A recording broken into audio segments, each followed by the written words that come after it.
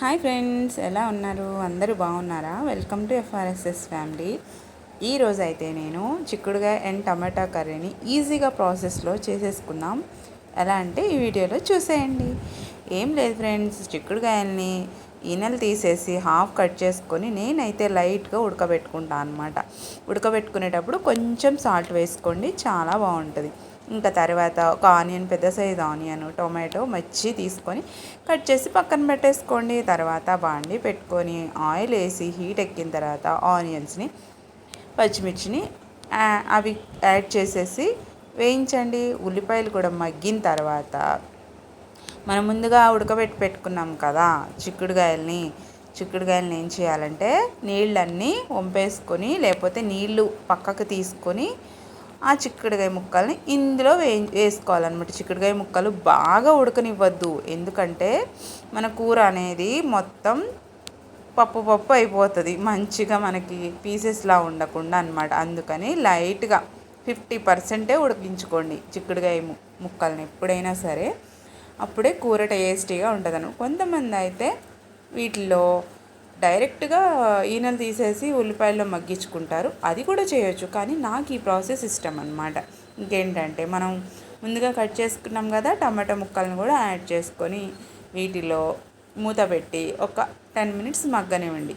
మధ్య మధ్యలో కదుపుతూ తిప్పుకుంటూ ఉండాలి ఫ్రెండ్స్, లేకపోతే అడుగంటిపోతుంది కూర. ఇది మాత్రం గుర్తుంచుకోండి. నేను చేసే కూరలు ప్రతి ప్రాసెస్, ప్రతి కర్రీ ఈజీగా ఉంటుంది అన్నమాట. న్యూలీ మ్యారీడ్ కప్పులైనా, వంట రాని వాళ్ళైనా, ఇంకా బ్యాచులర్స్ అయినా ఈజీగా చేసేసుకోవచ్చు అనమాట.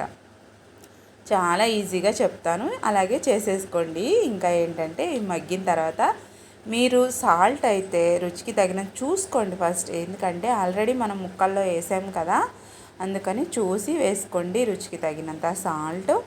ఇంకా పసుపు వేసుకొని కొద్దిసేపు మగ్గనివ్వండి. చూడండి, తిప్పుతున్నా, అప్పుడప్పుడు తిప్పకపోతే ఖచ్చితంగా అడుగంటి మాడిపోతుంది కూర అనేది.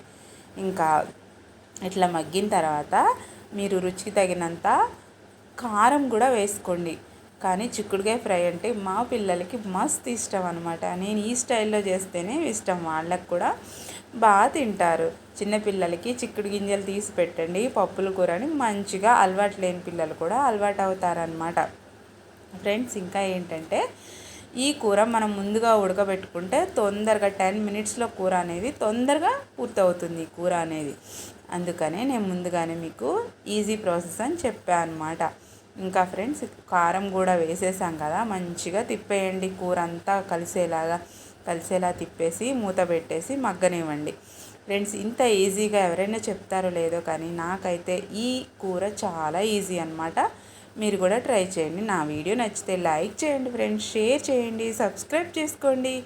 Thank you friends, bye bye.